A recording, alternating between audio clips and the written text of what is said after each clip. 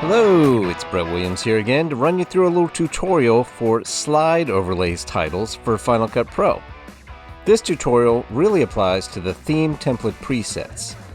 Each theme is centered around a customizable icon or piece of artwork and includes both a full screen overlay and either a sidebar or a box template for a total of 40 template presets in addition to the 6 customizer templates, which are chock full of option overkill to assist you in creating your own designs.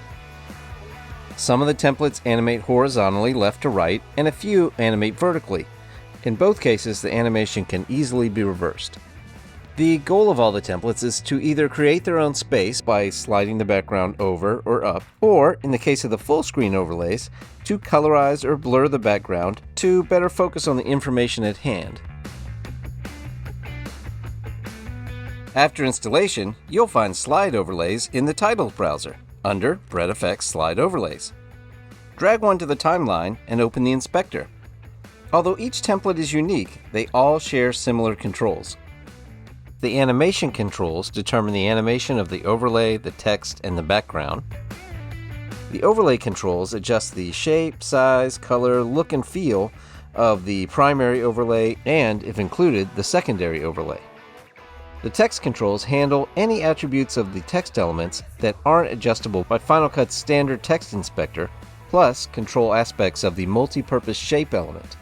And lastly, the art element section contains controls for all aspects of the icon or the drop zone featured in the template. Alright, with that said, let's take a more detailed look at the controls and parameters in each section. At the top of the inspector, the animation section is pretty straightforward. Check or uncheck the build in or out boxes to decide if you'd like your text and overlay to animate on and off the screen. The speed control adjusts just how quickly or slowly this occurs. The background shift slider adjusts how far the background is pushed out of the way. If you've elected to build in or out, it will animate to that position. Check or uncheck the flip box if you'd like to reverse the animation or have the sidebar on the opposite side of the screen. The overlay section is where you'll first make some big design decisions. Click the color swatch to choose the background color of your overlay. And the color style pull-down lets you decide if it's a solid color, a highlight, which is lighter in the middle, or a vignette, which is darker toward the edges. A few templates offer a fourth option, like a texture or a specific image, like a map. And the color opacity slider adjusts just how much of the underlying video shows through the chosen color style or the texture or image. Next, we'll find a size control for sidebars or full screen templates, and a position control for boxed overlays. The function is the same and dictates how far your overlay travels into your composition. Boxed overlays will also include width and height adjustments to adjust the dimensions of the box. Any angle sliders you find next will skew the box or the sidebar along the X or Y axes. All boxed overlays will also include a roundness control to adjust the radius of the corners. Some sidebar templates sporting a curved edge also have a roundness slider to increase or decrease the curve of the edge itself. The blur control determines how blurry the underlying video is. Too sharp, and you'll notice where the background repeats itself to fill the space created by the overlay. All templates have a border, whether it be a leading edge or around a box, and these two entries change its color and opacity. Some templates also have a secondary overlay, as you can see here. Choose its color from this swatch. And this slider adjusts the size.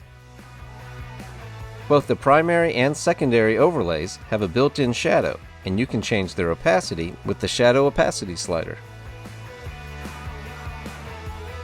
Okay, so now let's talk about using text in Slide Overlays. To adjust the position and format of the text in Slide Overlays, simply click the text and drag it to the desired location. The Text Inspector panel will open for access to Final Cut Pro's extensive text controls.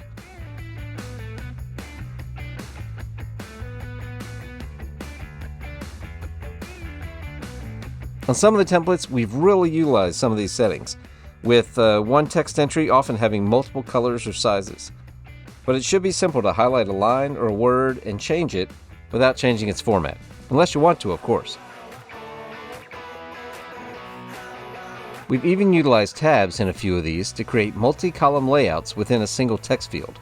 But like the others, you should be able to select the text and enter new text while retaining all the formatting.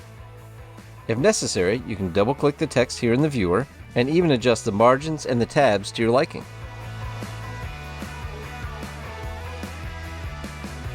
Okay, and back in the title inspector, with this checkbox, you can choose whether your text matches the angle of the overlay itself, and we can adjust the overall global position of the text as a unit. And below that, you'll find the controls for the multi-use shape that we use in almost all the templates. The shape can serve as a line, a large solid background, or a box that often masks and reveals one of the lines of text as it animates. In the latter case, you'll find that the box moves with the text for simplicity.